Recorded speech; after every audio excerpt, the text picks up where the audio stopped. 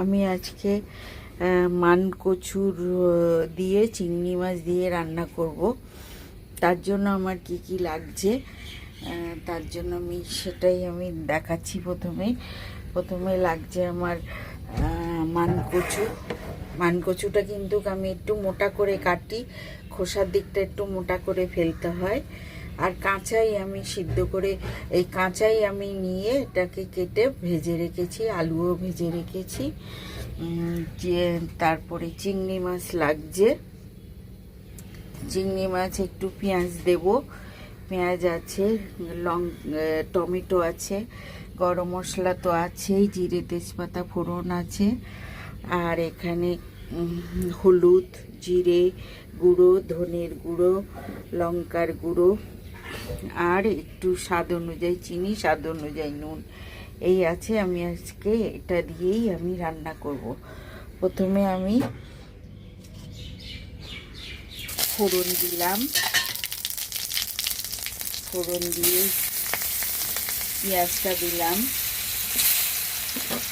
দিয়ে আমি ভেজে নেব।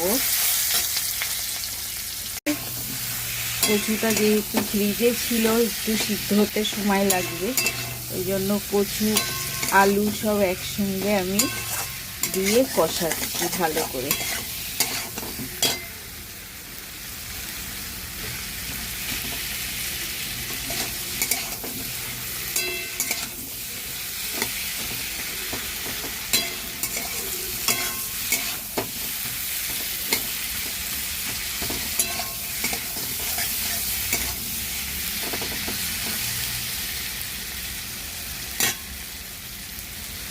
কষানো হয়ে গেছে, এবার আমি জল দেব।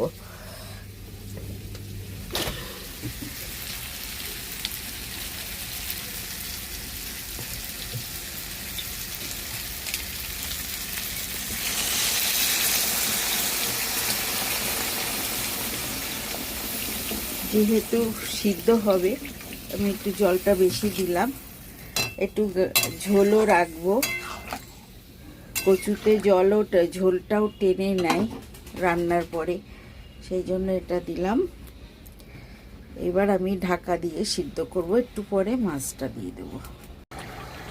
আমার রান্না হয়ে গেছে, আমি চিংড়ি মাছও দিয়ে দিয়েছি। আমি ভিডিওটা যাতে শর্ট হয় এই জন্য আমি সব পরপর দেখাতে থাকি না, তবে চিংড়ি মাছ দিয়ে দিয়েছি, গরম মশলাও দিয়ে দিয়েছি। মান কচু দিয়ে চিংড়ি মাছ দিয়ে রান্না আমার হয়ে গেছে, রান্না আমার কমপ্লিট। এই ঝোলটা আমার টেনে নেবে, আর যেটুকু থাকবে আমার পছন্দ মতো ঠিকই আছে।